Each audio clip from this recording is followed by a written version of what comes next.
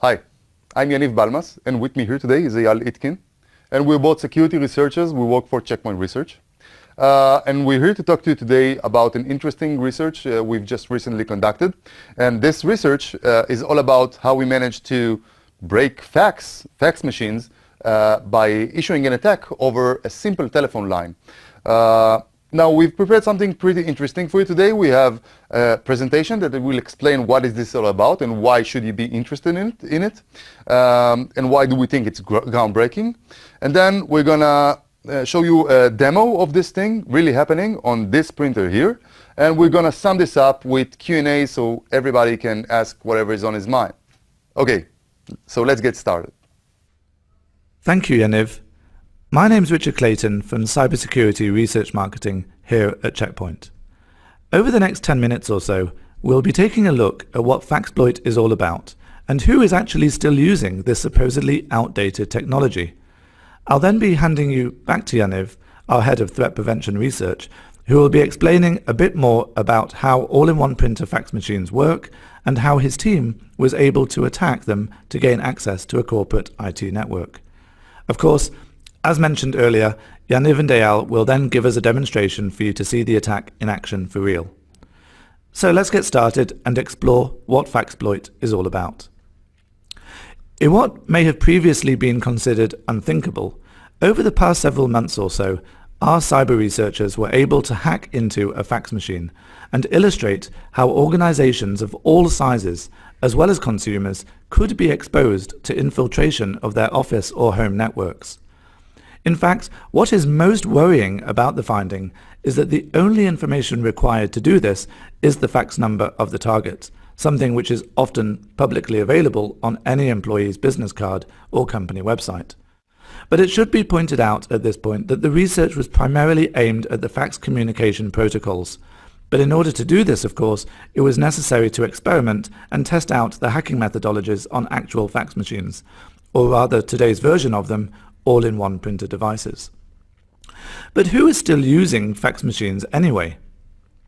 Well, for one, the healthcare industry, governed by HIPAA regulations, is still a big player in sending faxes and the main customer of worldwide fax sales. In fact, according to a recent report, the UK's NHS is the world's biggest buyer of fax machines. And according to HIPAA, documents transmitted between doctors, labs and insurers have to be secure, which over time has been interpreted to mean primarily through the use of fax. The legal industry argues that fax machines offer legal professionals convenience when sending documents to clients and confirmation that the message was received. Other areas that rely on fax to administrate the delicate handling of written signatures on documents are the banking and real estate sectors. And finally, although the use of fax machines fell with the massive spread of computers and smartphones, baby boomers who are not as familiar with newer technologies allows for the continued prominence of fax usage among consumers in general. Thank you, Richard. And now let's get technical. So we're talking about all-in-one printers, but we can look at them from a security perspective. And from a security perspective, basically all they are computers, just normal computers. On one side of these computers, they have an interface to the public service telephone network connecting the fax to the phone line, basically. And on the other side of it, it has connections to other interfaces like the Ethernet, for example, which connects us to the internal or external network, basically connects us to the world. Of course, we have more of these interfaces like Wi-Fi, USB, or Bluetooth, and they all do the same thing. And now, when we started conducting this research, we thought about this attack scenario. What will happen if an attacker with mere access to the phone line will be able to exploit the printer only using the telephone line and the PSTN network? That way, he will be able to achieve complete control over the printer, and then from there, he will be able to propagate his control and take over the entire network, effectively creating a tunnel between the external network to the internal network through the telephone line. Now that's pretty cool, but in order to do that, we need to overcome some big major challenges. One of them will be to understand how is this printer even working and what's the components of it. Now I'm not going to take you through all the technical details, but just give you a brief explanation of how it looks like. So the all-in-one printers has this operating system called ThreadX, and then it has some more items to it, like system elements and some common libraries that's loaded into it, and then it has tasks. Now, tasks are the rough equivalent of processes we know from day-to-day computers. And once we understand what these tasks are, we know that we only need to concentrate on the tasks that are relevant to the fax protocols. All the rest we don't really need to dig into. So that's very comfortable for us because we now know where we should focus. And after we know that, we have our next big challenge, and that's to understand how fax even works. And let me again give you a brief explanation of this entire process. Well, it's composed of several layers. One is the sending fax, the receiving fax, the printer CPU, and the printer itself. So it starts with the sending fax connecting with the receiving fax. This stage is composed of a few phases: phase 1, phase 2, 3, and 4. These phases are known as these BP sounds that you hear when you send a fax, and all they do is create a tunnel called an HDLC tunnel between both modems. Then, after this tunnel has been set up, T30 protocol kicks in. And this protocol is also composed of a few phases: phase A, phase B, phase C, and phase D. In phase C, the actual data, the actual fax is being transferred. These all phases, as I said, are known as the T30 protocol. Now, when I'm sending a fax, what I am sending basically is over the HDLC tunnel, and then the phase C of T30 is just a normal TIFF file.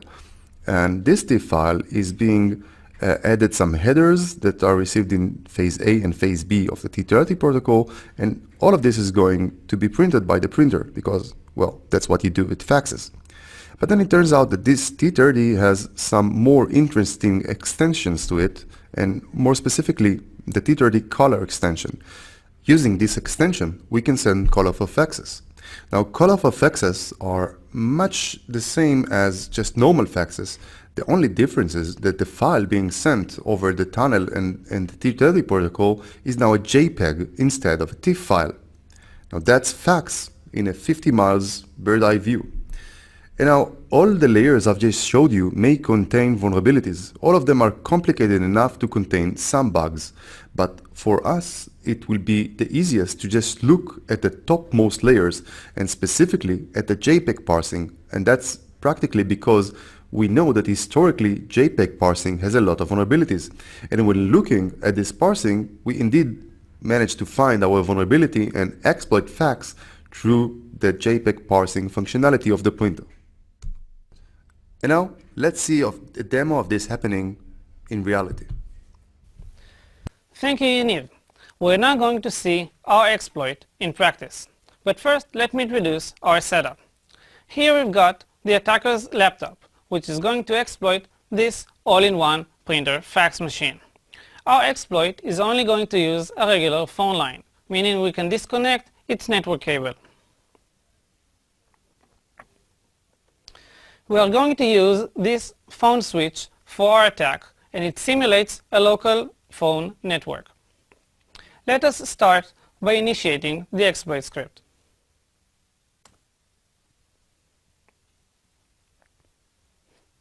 Our fax document is now being sent to the printer.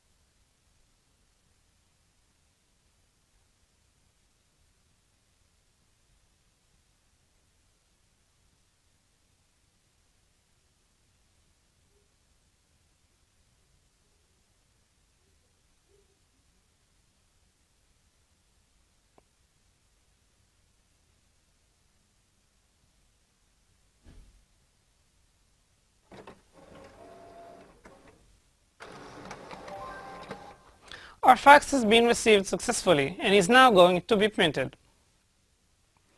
As we can see, the logo of Checkpoint Research is now presented on the LCD screen. This means we now have full control over our target printer.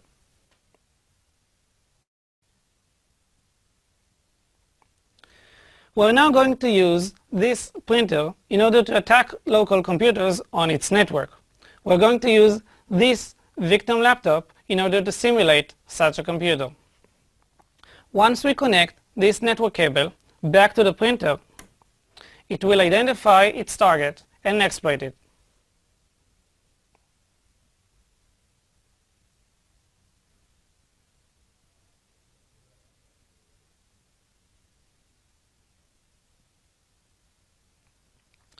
As we can see, we opened the calculator on our target computer. And if we can open a calculator, we can execute any program, access any file, or do whatever we want in this attacked computer. So there you have it. Our attacker's laptop sent a malicious fax using an ordinary phone line and compromised this all-in-one printer. Later on, we'll override this printer in order to exploit computers on its local network. Thank you. Hello everyone, we're back from the studio here and as the guys come back from the studio we'll open up the floor to some Q&A for this very exciting research project that you may well have read about in the papers as well. But without further ado, I'm going to hand the floor to Yaniv and Eyal who will be taking questions. So feel free to send in the questions over the Q&A box and we'll happily answer them. Thank you. Yaniv and Eyal. Hello, everyone. Hello.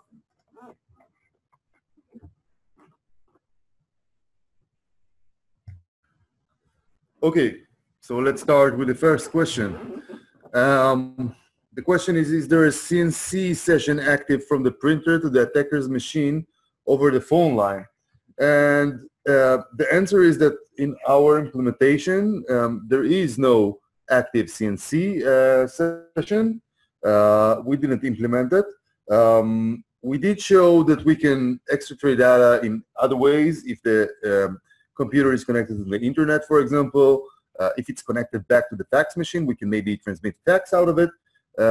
It will theoretically be possible to open such a session, but we didn't do it in our research. So the option is there. We didn't implement it.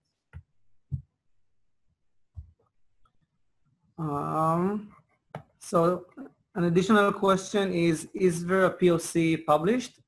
So we demonstrated our POC on DEF CON and you saw it for yourself now. We didn't publish the POC itself because our goal was to show that it's possible and to help, in this case, to help the vendor fix it and not to share attack scripts with the world.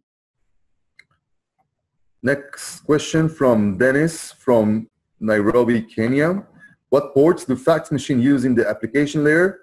They don't use ports. It's over a telephone line and there are no ports over there, just a regular telephone line.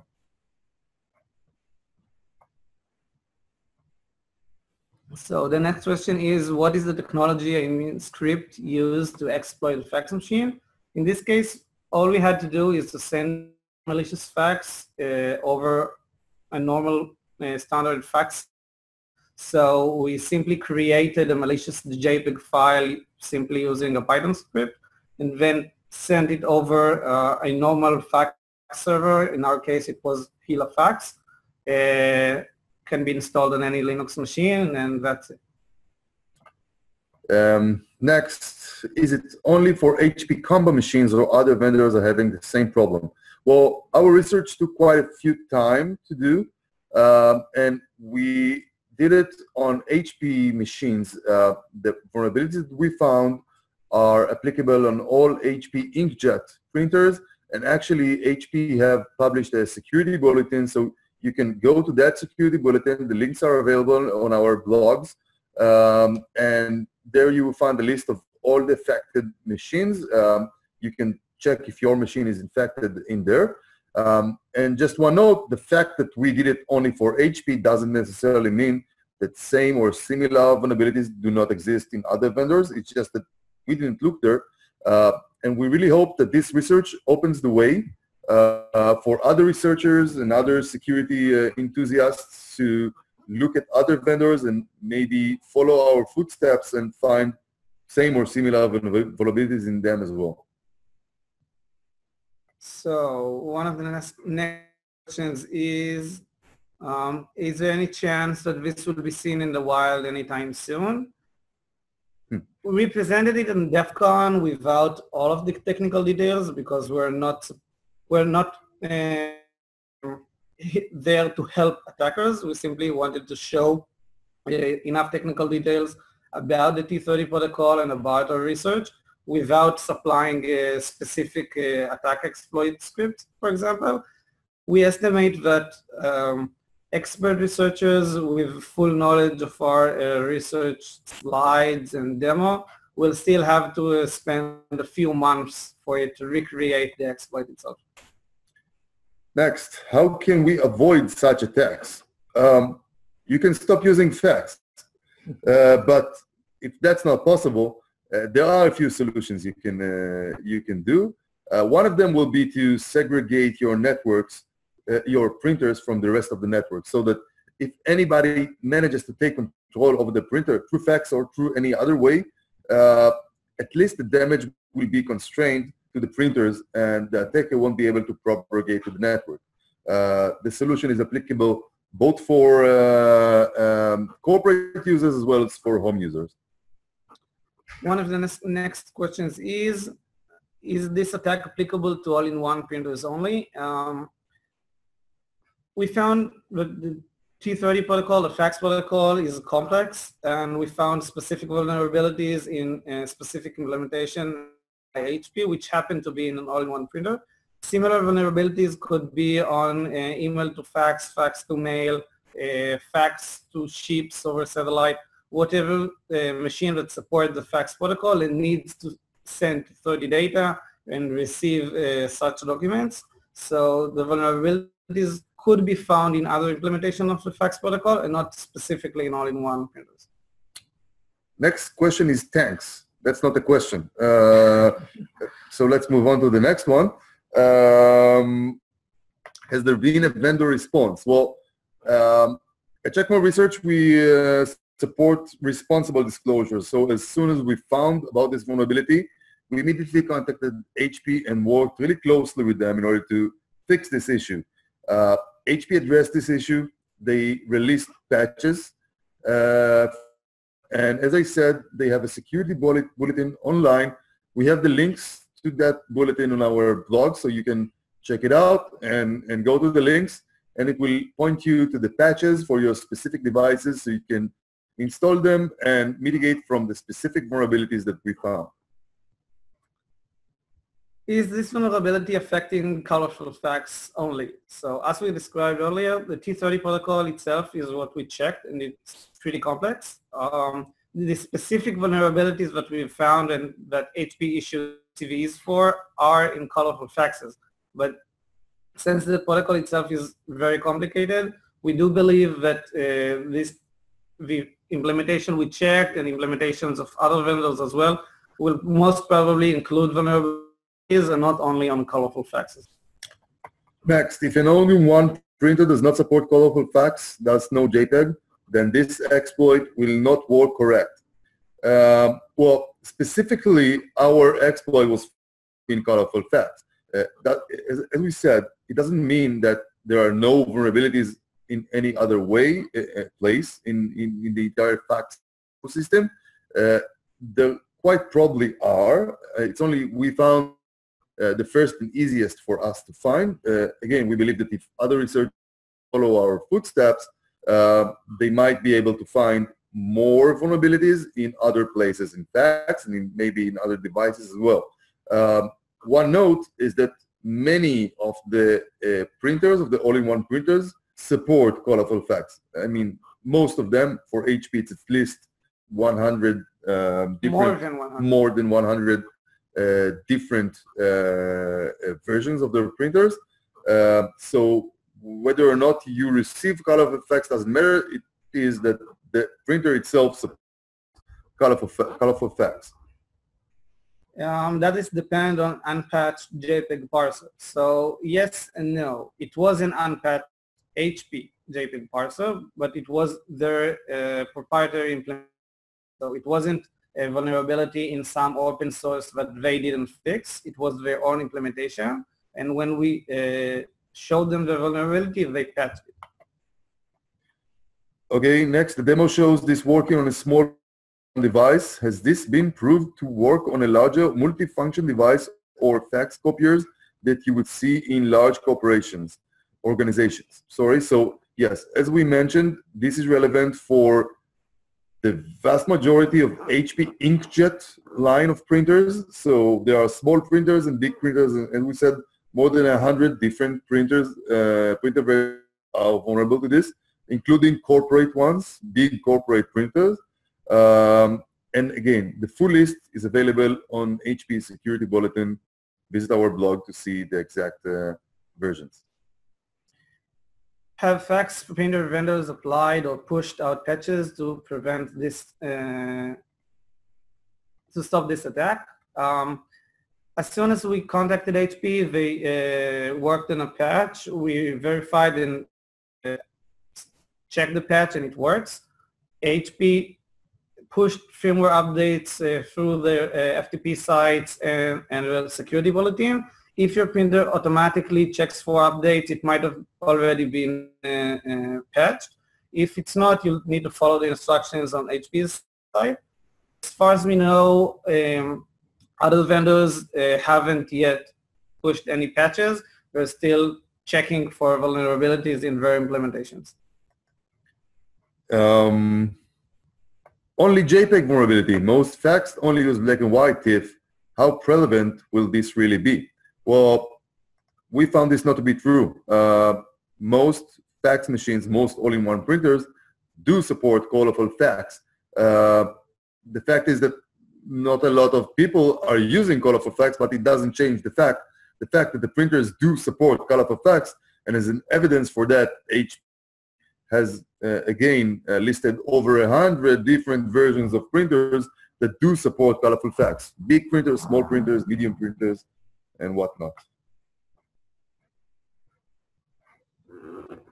So, if a machine is patched for SMB vulnerabilities, does this attack surface to the inside machines? On our example, we hijacked the printer using the fax protocol, so other attack vectors are not relevant. And after that, we simply chose to use Eternal Blue to propagate inside the network. We can choose whatever vulnerability and exploit we want. We chose Eternal Blue because people are familiar with it, and it's easy to use. If you have a 0-day of your own for Windows 10 machines, you can use it for yourself. Or you can contact us and let us know, and we'll responsibly disclose it. Next question, is it advised to stop using fax altogether or to have a separate fax not connected to the network? Well, personally, I would say stop using fax because it's 2018 and we have much better ways of electronic document delivery. I don't see any specific reason for us sending fax anywhere, but obviously that's not the case. And in some places, we do still, for some reason, need fax. We do, the best solution will be to isolate your faxes from the network if possible, so that no propagation will be available for the attacker. If the fax content is received and delivered over a network connection, then output via the printer, would it be still available, or it's dependent on the dial PSTN connection being in place? The vulnerability itself was on the parsing before the printing. If you are able to connect any other machine, so it will receive the document over an IP network, for example, and then handle the T30, or over an IP network and then simply print the document, the same vulnerability will still apply. We don't care if our T30 messages were sent over a phone line or over the IP network for some fax extension. We simply need the T30 state machine and the processing that is done later. Is the exploit associated with a specific JPEG library implemented in the print device? Well, the specific JPEG parsing functionality was written proprietary by HP for HP printers, and the vulnerability is what was found there. It's the same code that is running on all HP inkjet printers. That's why it's relevant to all of those printers. And the code is completely HP proprietary. So probably not the same code is running on other printers, on the vendors, I mean, but they might have made their own mistakes. We haven't looked at this code at all. Next question. So just need a telephone number to exploit a fax machine, or do we need any open ports to make this work? As Yaniv mentioned earlier, we're sending our attack over the phone line, so we don't need any IP stack or TCP ports for it to work. We're simply going from a different angle. So we don't care what is the policy of your firewall and what open ports you have on your IP or TCP stack. We need the phone line, which is a different connection. Next question, is the attacking laptop physically connected to the fax machine? No, it's completely not connected to the fax machine. It's connected to the fax machine through the telephone network, which means that the attacker can sit in Japan, for example, and the attacked fax machine can be in the States. You just need the phone number, the fax number of your victim, and have it connected to the telephone network. That's it. Absolutely no physical connection is required. Otherwise, it's a nice attack.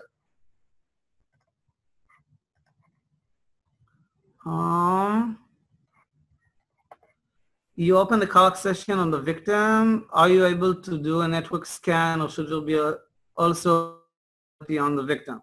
As I mentioned earlier, we chose, after we exploited the printer, we chose the Eternal Blue NSA exploit to open a calc on the computer. If we have any exploit, we can do whatever we want. We can install a malware, a spyware, steal files, whatever we want over the PC. We will need an exploit for a valid vulnerability on that machine, and we chose Eternal Blue for the representation itself. Next, what is the limitation on the length of the command encoded in the JPEG?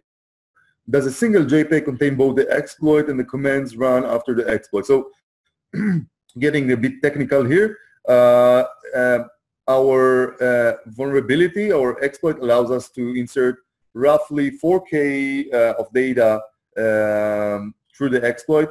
That basically is for us to contain both the exploit and the JPEG and the payload and the commands after it, and we still have some space to spare. So you can add even more complicated functionality over there. There's no need to send several faxes, if that was the question, so you just need to send one.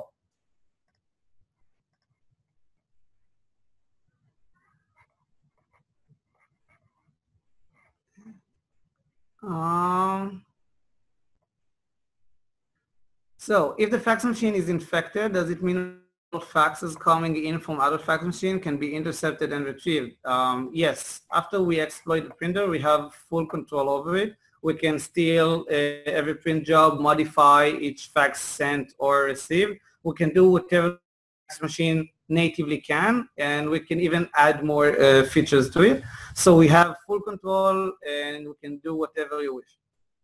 So I'll try to answer questions at one time, and they are, will Check Point provide any IPS protecting against Faxploit?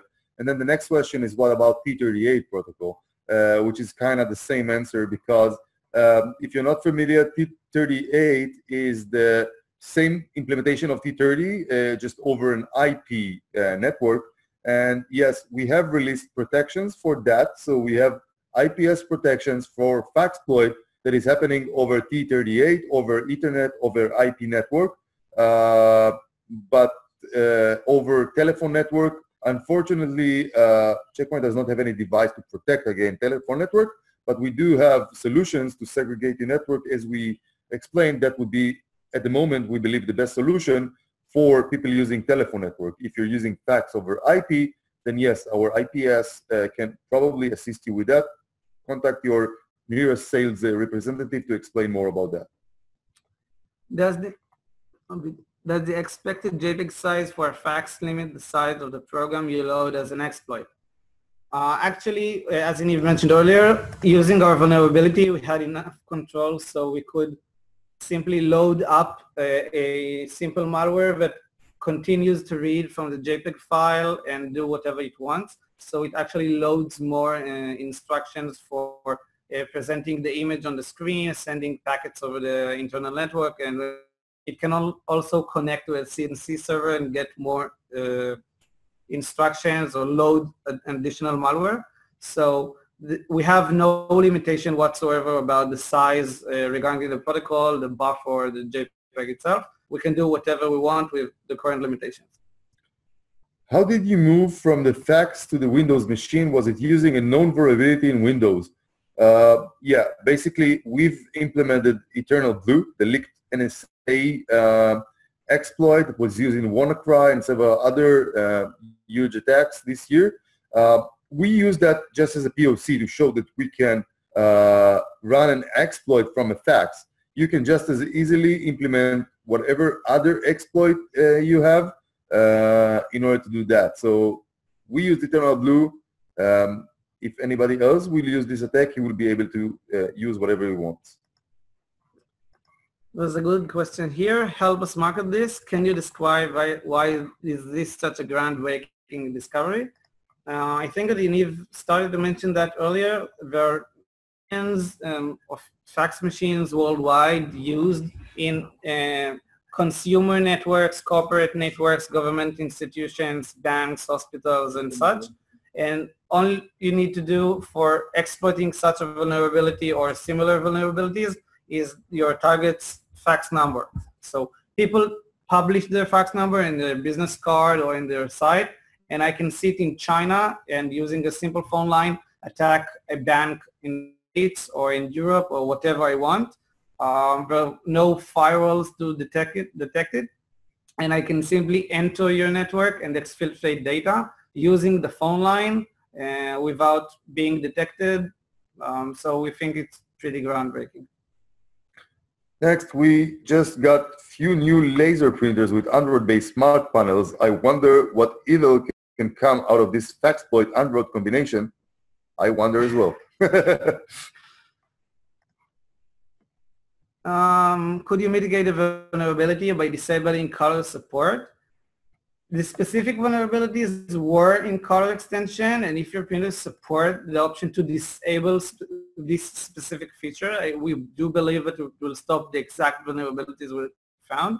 You will still be able to receive faxes through T3 protocol, so it's still vulnerable to whatever vulnerabilities that could be there on the complicated state machine. If you could limit features that you don't use, it's a good practice, then do it. Next question, some of the Canon Image Runner advanced printer scanner copiers have their fax circuits physically separate from the network circuits. Is this enough to stop this sort of attack from attacking the internal network? Well, HP has separate circuits as well. The modem is separated, the main CPU. The point is that usually in most printers that we know, the fax functionality, the T30 functionality will be implemented on the main CPU, the same CPU that runs the rest of the printer's code. And that way it doesn't really matter if the fax circuits are separate from the main CPU, since the exploit will actually work on the main CPU and then will allow us to take full control over the network, even though there is a separation.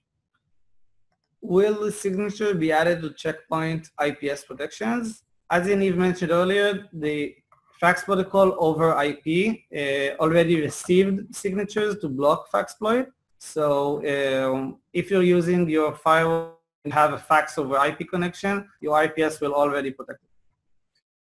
Okay, we'll just take two more questions and then unfortunately we'll need to end. First one is, but this is a JPEG exploit, right? Well, basically at the end of the day, yes, it is a vulnerability in the parsing of JPEG files.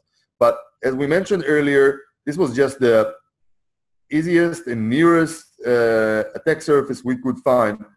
We imagined that if we kept digging further, if other researchers or people digging further into the fax implementations, they might be able to find more vulnerabilities in other places as well. Here's a good question. Is it possible to see if a fax has been compromised already, or can this be done without a trace? It could be done without a trace. We chose to present an image so it will be clear that we took over the printer itself.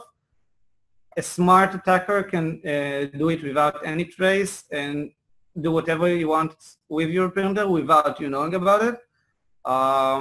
There's no way we know about to check if your printer was compromised already.